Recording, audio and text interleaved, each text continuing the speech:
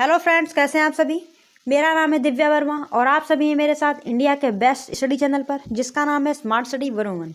दोस्तों, आज हम लोग बात करने वाले हैं बीए सेकेंड ईयर की ड्राइंग की। तो इससे पहले हम लोगों ने इसका पहला पार्ट कंप्लीट कर लिया है। आज हम लोग बात करेंगे सिंधु सभ्यता के बारे में। ठीक है, जिन लोगों ने अभी पुरानी वीडियोज़ नहीं देखी हैं, चैनल पर आपको सारी वीडियोज़ मिल जाएंगी, वहाँ से जाकर आप लोग वीडियो देख सकते हैं। एंड गाइज, आप लोगों को मेरी वीडियो पसंद आती है तो वीडियो को लाइक शेयर सब्सक्राइब करना बिल्कुल भी मत भूलिएगा। चलिए दोस्तों, वीडियो को स्टार्ट करते हैं। सिंधु घाटी सभ्यता। आज हम लोगों को सिंधु घाटी सभ्यता के बारे में पढ़ना है। ये आपका सेकंड चैप्टर है। फर्स्ट चैप्टर आपका कंप्लीट हो चुका है, जिसकी वीडियोस आपको चैनल पे मिल जाएंगी। ठीक है, जिन लोगों ने अभी पुरानी वीडियोस नहीं देखी हैं तो पहले पुरानी वीडियोस देख लीजिए, फिर सेकंड चैप्टर आपका कंप्लीट करिए। पुरानी वीडियोस देखने से ये होगा, आपको समझने में आसानी होगी। ठीक है, बाकी आपका जैसा मन करे आप वैसा कर सकते हैं। चलिए सिंधु घाटी सभ्यता के बारे में पढ़ते हैं। तो सिंधु घाटी सभ्यता के बारे में पढ़ने के लिए तो ऐसे बहुत कुछ है, लेकिन हमें सारा कुछ नहीं पढ़ना है। केवल वही पॉइंट है यहाँ पे डिस्कस किए जाएंगे जो आपके एग्जामिनेशन पर्सपेक्टिव से इम्पॉर्टेंट है। चलिए देख लेते हैं वो कौन कौन से पॉइंट हैं। सभ्यता की खोज, ये आपका पहला पॉइंट है। दूसरा पॉइंट है वास्तुकला।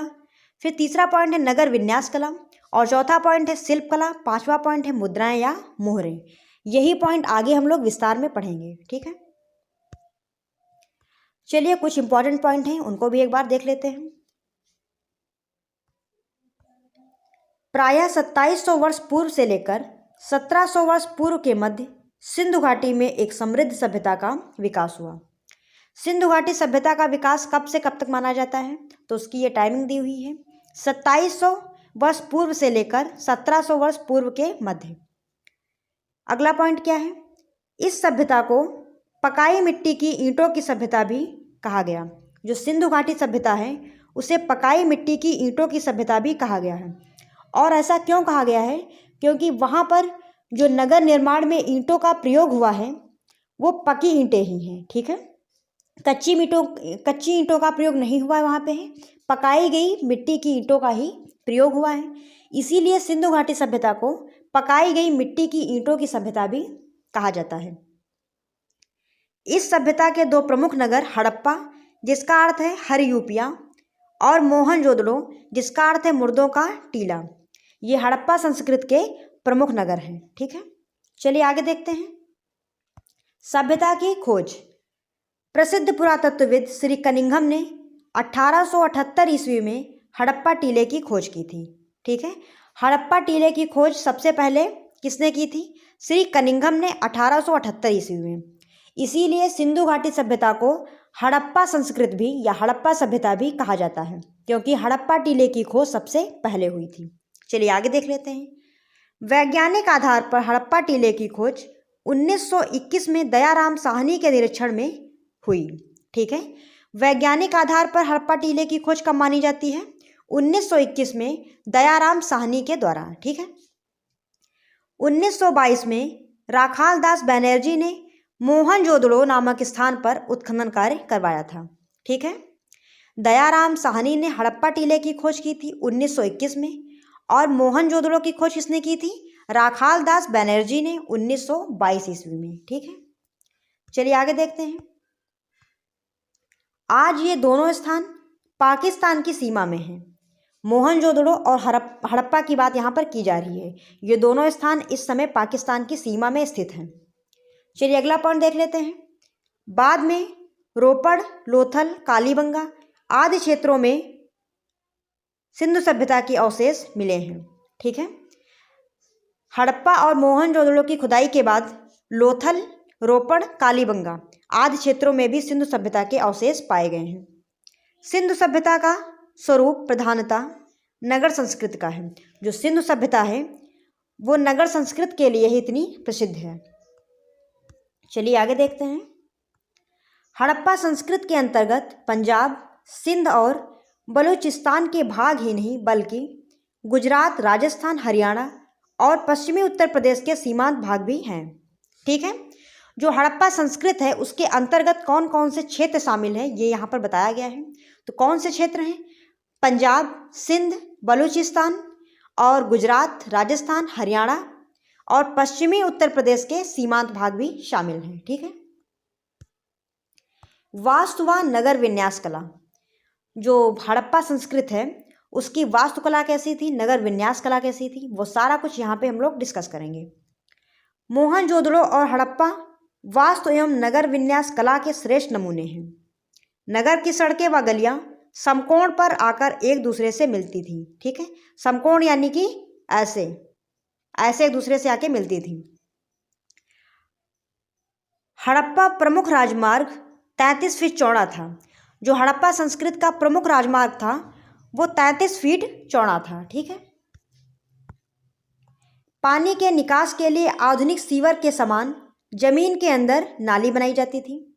जैसे कि अब काम होता है नालियों का, वैसे ही इतने पुराने टाइम की बात है, वहाँ पर भी ऐसे ही सिस्टमैटिक तरीके से सारा काम होता था। ठीक है, चलिए आगे देखते हैं। मोहनजोदड़ो का अब तक का सबसे प्रसिद्ध स्थल, मोहनजोदड़ो अब तक का सबसे प्रसिद्ध स्थल है। ये यहाँ पे मिस्टेक से हो गया है, का यहाँ पे नहीं होगा। ठीक है, मोहनजोदड़ो जो है वो अब तक का सबसे प्रसिद्ध स्थल है।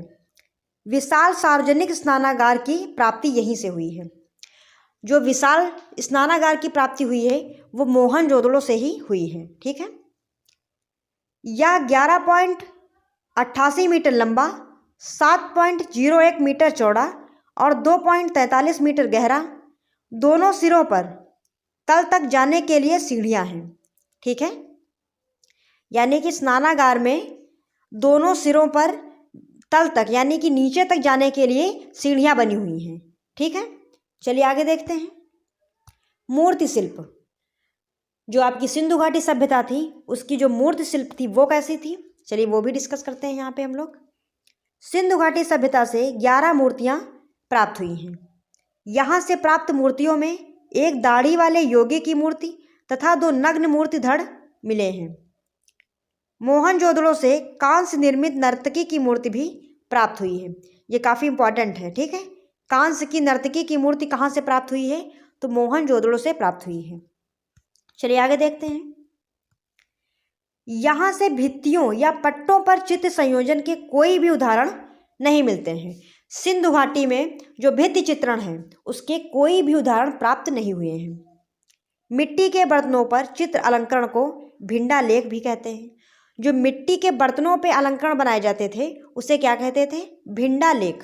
ठीक है, इन अलंकरणों में टेढ़ी मेढ़ी रेखाएं, कंघा, सूर्य तारे, बाण, प्रमुख, चौफुलिया, चौपड़, बाणमुख, सॉरी यहाँ पे बाणमुख है, चलिए अब फिर से देख लेते हैं। इन अलंकरणों में टेढ़ी मेढ़ी रेखाएं, कंघा, सूर्य तारे, बाणमुख, चौफुलिया, चौपड़, मत्स्य शल्क, मोर, फूल पत्ती आदि अनेक रूप बनाए गए हैं। ठीक है, चलिए आगे देखते हैं। बर्तनों में नुकीली पेदी के गिलास, कटोरियाँ, रकाबियाँ, बोतल, बड़े संभरण पात्र, शमशान पात्र, टोटीदार करवे, छिद्र वाले बर्तन तथा नन्हे बर्तनों को अच्छी चिकनी मिट्टी से बनाए गए हैं। ठीक है, चलिए आगे देखते हैं। पात्रों की शोभा के लिए काले व श्वेत रंगों का प्रयोग अधिकतर किया गया है। जो वहाँ पे बर्तन मिले हैं उनकी शोभा बढ़ाने के लिए काले और श्वेत रंगों का प्रयोग किया गया है। ठीक है, चलिए आगे देखते हैं। बर्तन भांडों पर कांच की चमक बढ़ाने की प्रक्रिया सबसे पहले सिंधु घाटी में ही पाई गई है। बर्तनों पर कांच की चमक बढ़ाने की प्रक्रिया सबसे पहले सिंधु घाटी में ही पाई गई है। ये इंपॉर्टेंट है, याद रखिएगा आप लोग। चलिए आगे देख लेते हैं। मुद्राएं या मोहरें। सिंधु घाटी सभ्यता से प्राप्त मोहरें वर्गाकार, ढोलाकार व गोल आकारों में प्राप्त हुई हैं।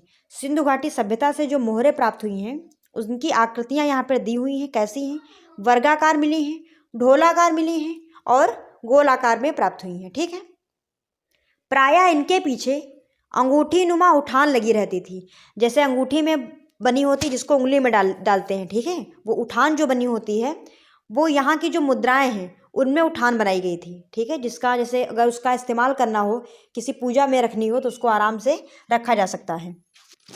मोहरों पर वृषभ और हरिण कांस्य युक्त रूप में देखने को मिलते हैं। जो मोहरें हैं उस पर वृषभ और हरिण, ठीक है, हरिण का संयुक्त रूप देखने को मिलता है। यहाँ पे संयुक्त रूप है, मैंने कान से बोल दिया था, वो ज्वाइंट हो गया एक में तो थोड़ा कन्फ्यूजन हो गया। चलिए फिर से देख लेते एक बार है। मोहरों पर वृषभ और हरिण का संयुक्त रूप देखने को मिलता है। ठीक है दोस्तों, आज के लिए बस इतना ही। वीडियो आप लोगों को पसंद आई हो तो लाइक करें, ज़्यादा से ज़्यादा लोगों के पास शेयर करें, और अगर आप लोग चैनल पे नए हैं तो चैनल को सब्सक्राइब भी कर सकते हैं। और अगर आप लोगों ने अभी इसका पहला चैप्टर नहीं देखा है तो आपको आसानी से वीडियो मिल जाएगी, चैनल पर अवेलेबल है, जाके आप लोग देख सकते हैं। फिर मिलते हैं ऐसे ही किसी नई वीडियो के साथ, तब तक के लिए जय हिंद।